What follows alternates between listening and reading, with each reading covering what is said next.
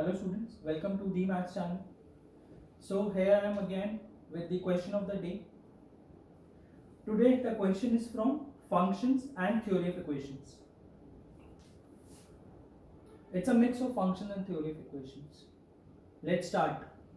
The question says let f of x equal to x cube plus bx square plus cx plus d such that the equation f of mod x equal to 0 has exactly 3 real roots.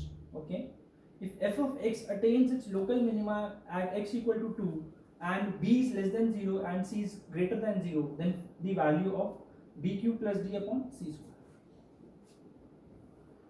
कैसे करेंगे वाला question? It's a good question. Tough नहीं है but it's a conceptual question. Let's start. कैसे करेंगे देखो. सबसे पहले तो कीवर्ड्स क्या क्या हैं. f of mod x equal to 0 has 3 real roots. Okay. Local minima है x equal to 2 एंड ये मेरे 3 मेजर कीवर्ड्स हैं यहाँ पे. Let's start. अच्छा अब आप एक बात समझो. f of mod x का कर्व कैसे बनता है? अगर मेरा f of x एक पॉलिनोमियल है और मुझे f of mod x का कर्व बनाना है तो कैसे बनता है? f of mod x का कर्व ट्रांसफॉर्मेशन से बनता है. क्या ट्रांसफॉर्मेशन हम यूज करते हैं उसमें? हम सेकंड और थर्ड क्वाड्रेंट में जितना भी ग्राफ होता है उसको रब करते हैं और फर्स्ट और फोर्थ क्वाड्रेंट में जो बचता है उसका वाई एक्सिस में इमेज ले लेते हैं. राइट. अब देखो तो ठीक है. अब इससे मुझे क्या समझ में आता है? इससे मुझे ये समझ में आता है कि जितने रूट्स में f of x equal to 0 के on the right hand side of एक y एक्सिस होंगे, मतलब मान लो ऐसे आइए y एक्सिस x एक्सिस. अगर मैं इन यहां पर जो भी कर्व है मान लो ऐसे ये कर्व कुछ भी ड्रॉ कर दिया मैंने, कुछ भी ड्रॉ कर दिया, इसकी इमेज लेनी है मुझे y एक्सिस में, तो ये यहां भी ऐसा कुछ बनेगा, ऐसा कुछ बनेगा.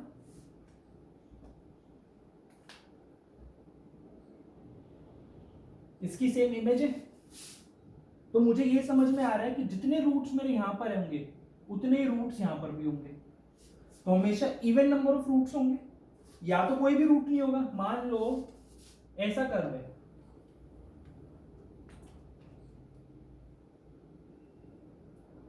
Now this is my f of x. तो f of mod x कैसा होगा? ऐसा. यहां भी कोई रूट नहीं, यहां भी कोई रूट नहीं. अब मान लो ऐसा कर्व है, लेट्स से ऐसा कर्व है फर्स्ट और फोर्थ क्वाड्रेंट. अब इसकी इमेज लूंगा मैं इधर तो ऐसा कर्व बन जाएगा. तो जितने रूट्स यहां पे उतने ही रूट्स यहां पे. क्लियर? ठीक है. अब मुझे क्या बोला गया? Has exactly 3 real roots. तो यहां पे कॉन्सेप्ट क्या है?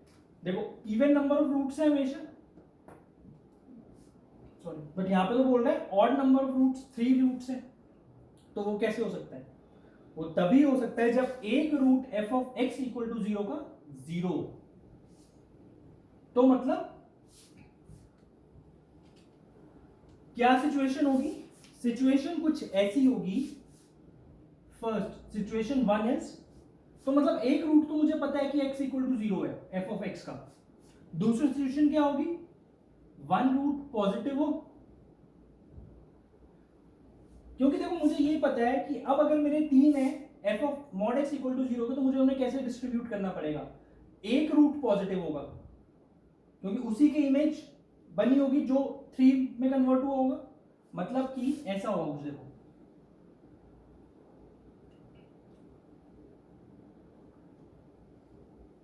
या तो f of x ऐसा होगा,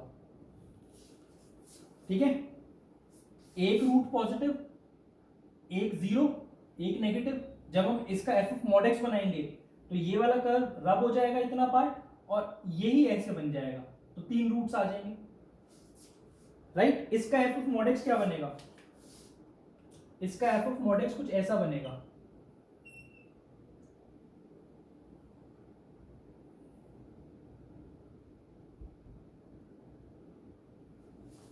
ठीक है. ये होगा. या तो ये सिचुएशन है, या दूसरी सिचुएशन क्या हो सकती है?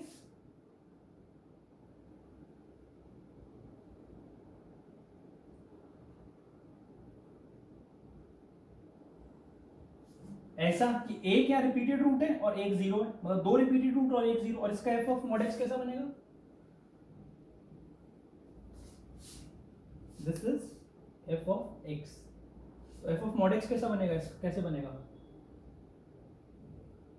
ये? अब इसकी इमेज लेनी है तो इमेज कैसे जाएगी, ये मेरा एफ ऑफ मॉड एक्स होगा। इसमें कितने नंबर ऑफ रूट्स है एफ ऑफ मॉड एक्स के? 1 2 3, और इसमें कितने हैं? 1 2 3, दोनों सेटिस्फाई कर रहे हैं, तो मतलब या तो कर्व ऐसा है या ऐसा है, एफ ऑफ एक्स या तो ऐसा है या ऐसा है। अब ये मुझे पता है, ठीक है। अब हम यूज करते हैं इसको b less than 0 and c greater than 0। मान लो ये फर्स्ट सिचुएशन है, इसमें अल्फा 0 और ये बीटा, ये तीन रूट्स होंगे। b की वैल्यू क्या है? b would be alpha plus beta plus 0 sum of roots और minus b, this would be minus b equal to this. c क्या होगा इसमें? Alpha beta, but alpha beta की वैल्यू तो हमेशा नेगेटिव आएगी। क्यों? क्योंकि एक रूट पॉजिटिव एक नेगेटिव है, और क्वेश्चन में क्या गिवन है? c greater than 0। तो ये तो कॉन्ट्राडिक्ट कर रहे हैं, तो मतलब this can not be possible, तो मतलब ऐसा कर्व है, ठीक है। तो मुझे एफ ऑफ एक्स कैसा है ये पता चल गया। अब एक रूट 0 है, ये निकालना है मुझे, राइट? ये कैसे निकालूं मैं? अब देखता हूं मैं ये f of x attains it local minima at x equal to 2। अब इसमें आपको f of x local minima कहां पे अटेन करता हुआ दिख रहा है? इस पॉइंट पे, इस पॉइंट पे लोकल मैक्सिमा है, ये पॉइंट 2 है। देखो अब क्योंकि मुझे पता है ये रिपीटेड रूट है, तो ये एफ ऑफ एक्स का भी रूट होगा, तो f of x equal to 0 कहां पे होता है? लोकल मिनिमा पे f of x, f dash x equal to 0 होता है। यहां पर 0 है एफ डैश एक्स, क्योंकि ये गिवन है मुझे, तो ये रिपीटेड रूट भी है, तो ये कंडीशन भी सेटिस्फाई हो रही है। तो ये पॉइंट भी मुझे पता चल गया 2 है, क्योंकि रिपीटेड रूट है, तो f dash x equal to 0 होगा इस पॉइंट पे। इस पे तो एफ डैश एक्स मुझे पता है 0 है, गिवन है क्वेश्चन में। Local minima and x equal to 2, मतलब यहाँ पे एफ डैश एक्स 0 है, मतलब मुझे ये पता है that f dash 2 is equal to 0, मुझे क्वेश्चन में गिवन है। अब मुझे यहां से ये कैसे इन्फर किया मैंने कि जो ये 2 है, ये पॉइंट है, ये 2 है। क्यों? क्योंकि ये रिपीटेड रूट होगा, ये रिपीटेड रूट है, तो ये जो f of x equal to 0 का रूट है, ये f dash x equal to 0 का भी रूट होगा। बट अब हम कहेंगे कि ये भी तो हो सकता है 2, ये यहां पर भी एफ डैश एक्स 0 है, बट यहां पर लोकल मैक्सिमा है और यहीं पे लोकल मिनिमा है। तो मुझे पता है 0 और 2 इसके रूट्स हैं, तो मेरा एफ ऑफ एक्स क्या बनेगा? यहां पर लिख रहा हूं f of x equal to x times x minus 2 whole square. क्यों? क्योंकि 2 मेरा रिपीटेड रूट है, तो इसलिए 2 की मल्टीप्लिसिटी है यहाँ पे, 3 तो नहीं हो सकता ना, मैक्सिमम 2 ही आ सकते हैं। तो अब इस फंक्शन को मैं एक्सपैंड करता हूं, f of x equal to x cube. अच्छा, जब मेरे को ये पता चला कि एक रूट 0 होगा, तो वहीं से मेरे को ये पता चल गया कि d 0 है, क्योंकि f ऑफ 0 की मेरी वैल्यू 0 है, राइट?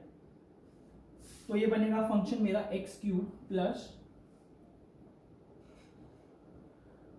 4x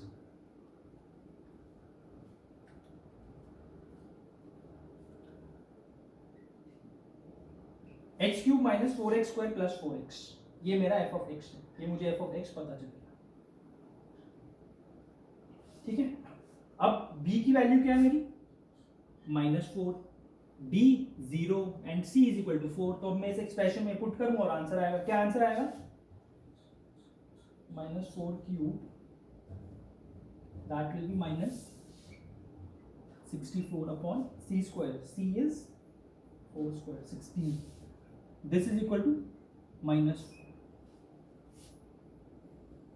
right? तो ऑब्जर्व हाउ हमने इस क्वेश्चन में how we solve this question, हमने पूरा क्वेश्चन ग्राफिकली सॉल्व करा है, लिखना ज्यादा नहीं पड़ा, हमें बहुत कम लिखा है। अगर प्रैक्टिस होगी तो इतना भी लिखना नहीं पड़ेगा आपको, ये तो मैं आपको समझा रहा था तो इसलिए मैंने इतना लिखा है, अगर प्रैक्टिस होगी तो इतना नहीं लिखना है आपको। आई होप आपको क्वेश्चन क्लियर हो गया होगा और अच्छा लगा होगा। Thank you, all the best.